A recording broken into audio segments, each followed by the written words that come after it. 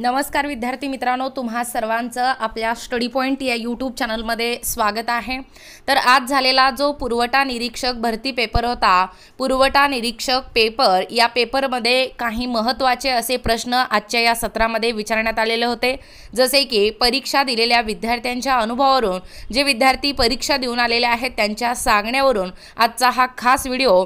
जसे की आज झालेला जो पुरवठा निरीक्षक भरती पेपर होता, या भरतीच्या पेपरमध्ये कोणकोणते प्रश्न व कसे प्रश्न होते याचा आढावा या व्हिडिओच्या माध्यमातून आपण पाहणार आहोत।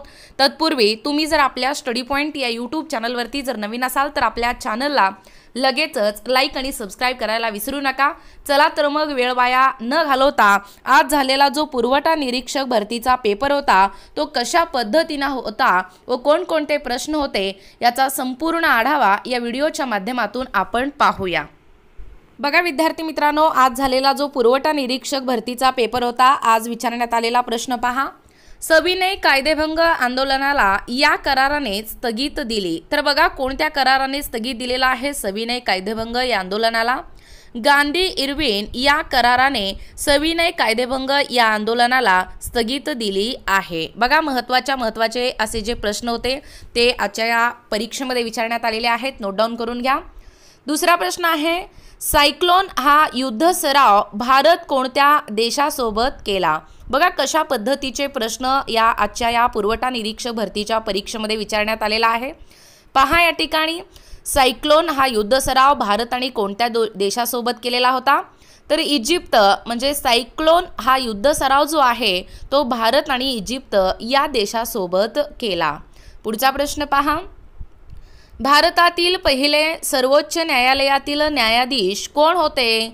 तर बघा कोण होते आपल्या भारतातील पहिले सर्वोच्च न्यायालयातील न्यायाधीश? एच.जे. कानिया हे जे आहे ते आपल्या भारतातील पहिले सर्वोच्च न्यायालयातील न्यायाधीश होते।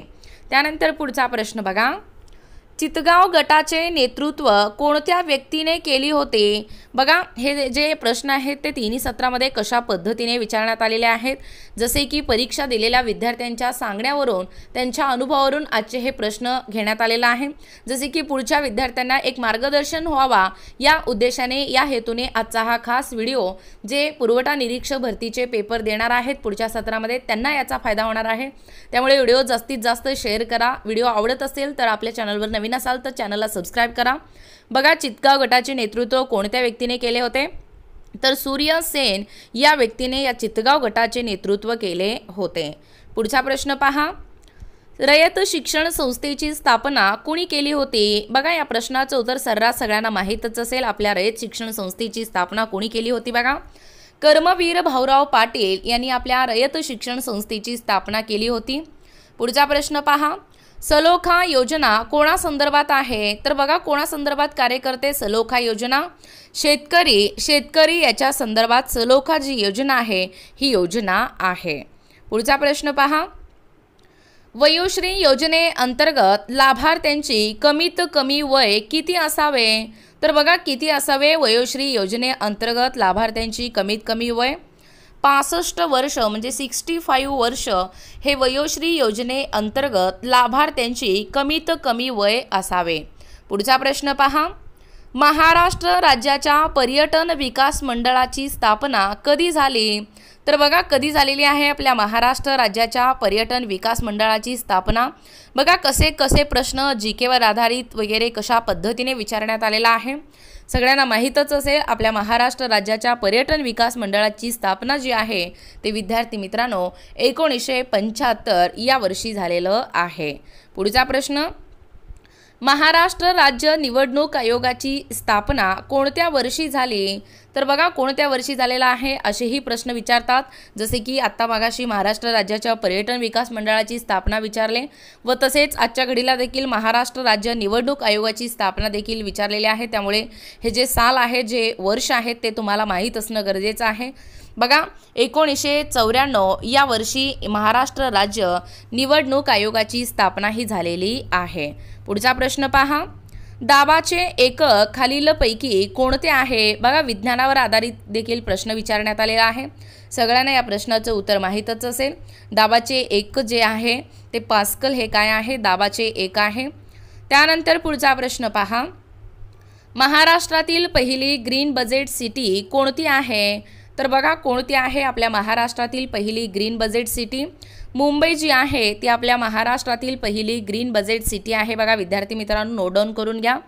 पुढचा प्रश्न, ह्यूमन कॅपिटल इंडेक्स कोण सादर करते? तर बघा कोण सादर करत असतात ह्यूमन कॅपिटल इंडेक्स? जीकेवर आधारित प्रश्न आहे। वर्ल्ड बँक हे जे आहे ते ह्यूमन कॅपिटल इंडेक्स सादर करते। पुढचा प्रश्न आपण घेणार आहोत तर काही कालच्या घडीला देखील विचारलेले महत्त्वाच्या अशा प्रश्नांचा आपण धावता आढावा घेणार आहोत। पहा, दख्खन पठाराच्या उत्तरेला कोणते पर्वत आहे? बघा महाराष्ट्राच्या भूगोलावर आधारित देखील प्रश्न विचारण्यात आलेला आहे कालच्या घडीला। सातपुडा ही जी पर्वत आहे ते दख्खनच्या पठाराच्या म्हणजे दख्खन पठाराच्या उत्तरेला आहे। पुढचा प्रश्न, 1665 मध्ये पेशीचा शोध कोणी लावला? तर बघा कोणी लावलेला आहे 1665 मध्ये पेशीचा शोध? रॉबर्ट हुक या शास्त्रज्ञाने विद्यार्थी मित्रांनो 1665 मध्ये पेशीचा शोध लावलेला आहे। बघा विज्ञानावर आधारित अतिशय महत्त्वाचा प्रश्न आहे, स्टार करून नोट डाऊन करून घ्या। कोणत्याही स्पर्धा परीक्षेसाठी देखील तुम्हाला हे प्रश्न उपयोगी पडणारे आहेत। पुढचा प्रश्न, IGC भारत गोल्ड परिषद कोठे पार पडले? तर बघा कोलकाता या ठिकाणी जी परिषद आहे IGC ही भारत गोल्ड परिषद पार पडलेली आहे। पुढचा प्रश्न, मनी भवन गांधी संग्रहालय कोणत्या ठिकाणी आहे? तर बघा मुंबई या ठिकाणी मनी भवन गांधी संग्रहालय आहे। पुढचा प्रश्न महत्त्वाचा आहे बघा, द मेकिंग ऑफ इंडिया ही प्रसिद्ध पुस्तक कोणी लिहिले आहे? तर बघा कुणी लिहिलेलं आहे द मेकिंग ऑफ इंडिया ही प्रसिद्ध पुस्तक? अखिलेश तिलोटिया यांनी द मेकिंग ऑफ इंडिया हे प्रसिद्ध पुस्तक लिहिलेलं आहे। पुढचा प्रश्न पहा, श्रवण बाळ योजनेअंतर्गत लाभार्थ्यांना प्रतिमा किती रुपये दिले जातात? बघा कशा पद्धतीचे प्रश्न या ठिकाणी या पुरवठा निरीक्षक पदाच्या परीक्षेमध्ये विचारण्यात आलेला आहे। 700 रुपये जे आहे विद्यार्थी मित्रांनो ते श्रावण बाळ योजनेअंतर्गत लाभार्थ्यांना प्रतिमा 700 इतके रुपये दिले जातात। पुढचा प्रश्न, खेलो इंडिया स्पर्धेमध्ये सर्वात जास्त पदक कोणत्या राज्याला मिळाली? तर बघा आपल्या महाराष्ट्र या राज्याला खेलो इंडिया स्पर्धेमध्ये सर्वात जास्त पदक मिळालेलं आहे। तर अशा पद्धतीने एकूणच आज झालेला जो पुरवठा निरीक्षक भरतीचा पेपर होता दिनांक 27 फेब्रुवारी रोजी पार पडलेला, जसे की विद्यार्थ्यांच्या सांगण्यावरून व परीक्षा दिलेल्या विद्यार्थ्यांच्या अनुभवावरून आम्ही आजच्या या सत्रामध्ये विचारण्यात आलेले व पुरवठा निरीक्षक भरतीच्या परीक्षेमध्ये विचारण्यात आलेले सर्व महत्त्वपूर्ण अशा प्रश्नांचा आढावा या व्हिडिओच्या माध्यमातून आपण पाहण्याचा व कव्हर करण्याचा प्रयत्न केलेला आहोत। तुमच्यापैकी बरेच विद्यार्थी पुन्हा परीक्षा देणारे असतील, त्या सर्व परीक्षार्थींना त्या सर्व विद्यार्थ्यांना आपल्या स्टडी पॉइंट या यूट्यूब चॅनलकडून परीक्षेसाठी खूप खूप शुभेच्छा। नक्कीच या प्रश्नातील फायदा तुम्हाला परीक्षेमध्ये होणार आहे। अशाच प्रकारचे नवनवीन अपडेट पाहिजे असतील किंवा तुम्ही जर कोणत्याही स्पर्धा परीक्षेची तयारी करीत असाल किंवा तुम्हाला जर आमच्या अध्यापनाचे व्हिडिओ आवडत असतील किंवा तुम्ही जर आपल्या स्टडी पॉइंट या यूट्यूब चॅनलवरती जर नवीन असाल तर नक्कीच आपल्या स्टडी पॉइंट या यूट्यूब चॅनलला लगेचच लाईक आणि सबस्क्राईब करायला विसरू नका। भेटूया अशाच पुढच्या नवीन व्हिडिओमध्ये, तोपर्यंत धन्यवाद।